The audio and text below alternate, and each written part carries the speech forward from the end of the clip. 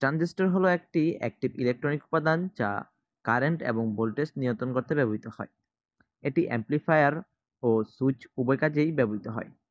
ট্রানজিস্টরের মূল কাজ: অ্যাম্প্লিফিকেশন বা বর্ধন, ছোট সিগন্যালকে বড় করে তোলে।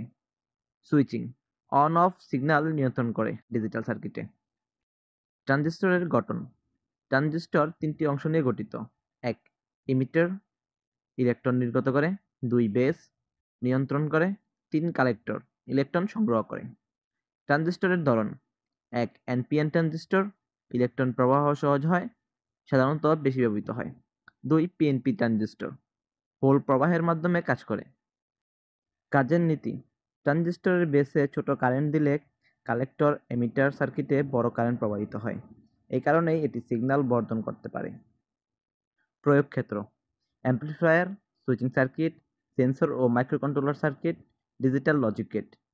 জনপ্রিয় ট্রানজিস্টরের নামগুলো: BC547 NPN transistor, 2N2222 NPN transistor, BC557 PNP transistor, TIP122 power transistor.